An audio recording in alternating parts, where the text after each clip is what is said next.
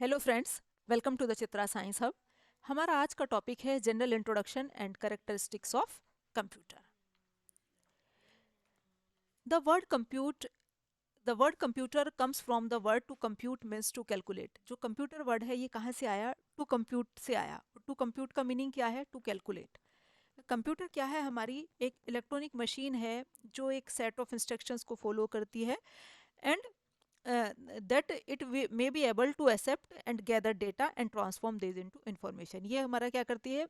Data को accept करता है आपका और गैदर मतलब गैदर करता है और फिर उसे जो है इंफॉर्मेशन में ट्रांसफॉर्म कर देता है। तो मेन टास्क जो कंप्यूटर परफॉर्म करता है वो क्या है? हमारा इनपुट, प्रोसेस और आउटपुट। जो कंप्यूटर्स में फर्स्ट पहले क्या है? डेटा, उसके अंदर हम क्या है?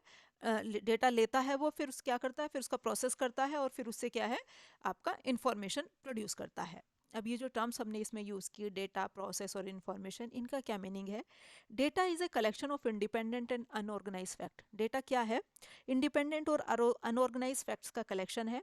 डेटा प्रोसेसिंग क्या है? Data processing is the course of doing things in a sequence of steps. किसी चीज़ को आपका सीक्वेंस ऑफ स्टेप्स में करना जो है, उस चीज़ को हमने कहा डेटा प्रोसेसिंग। अब इंफॉर्मेशन क्या है? Information is the proceed and organize data presented in a meaningful form. Information क्या है? डेटा को आपका ऑर्गेनाइज मैनर में जो है मीनिंगफुल फॉर्म में प्रेजेंट करना, ये है हमारा इंफॉर्मेशन।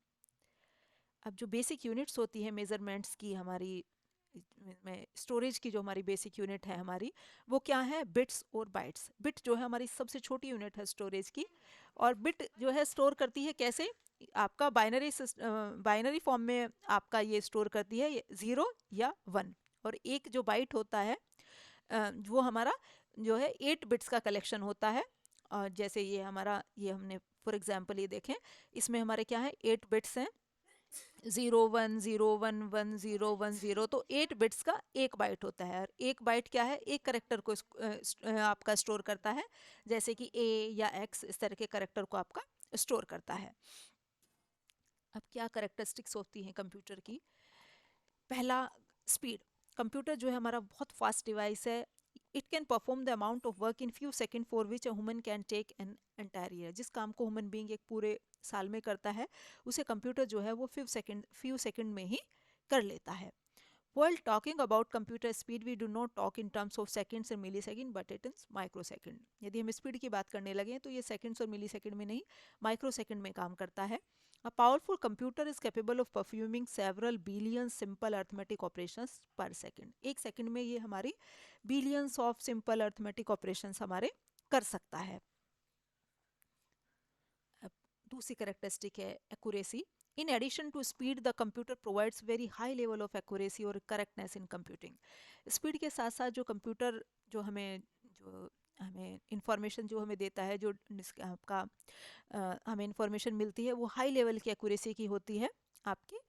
और जो the degree of accuracy of a particular computer depend upon its design. जो डिग्री ऑफ एक्यूरेसी है किसी पर्टिकुलर कंप्यूटर की, वो उसके डिज़ाइन के ऊपर डिपेंड करती है। Errors can occur by the computer but these are due to human weakness, due to incorrect data, but not due to technological weakness. Error भी कंप्यूटर में होते हैं, लेकिन वो होते हैं ह्यूमन एरर की वजह से होते हैं। जैसे कोई डेटा हमने इनकरेक्ट फीड कर दिया, जो भी होते हैं वो ह्यूमन एरर की वजह से होते हैं। टेक्नोलॉजिकल वीकनेस की वजह से कोई एरर नहीं होते। तो जो हमारा कंप्यूटर होता है, ये जो हमें इंफॉर्मेशन देता है, वो हाईली एक्यूरेट होती हैं।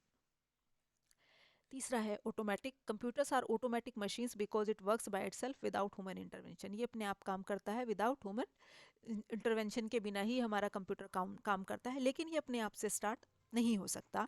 लेकिन ये आपका, आप जब हमको इसमें डेटा आपका फीड कर देते हैं, तो उसकी जो प्रोसेसिंग है वो अपने आप में हम इस कमांड दे देते हैं, तो अपने आप प्रोसेस होती रहती है। उसमें ह्यूमन इंटरवेंशन के बिना ही उसमें आपका जो है प्रोसेस होता रहता है।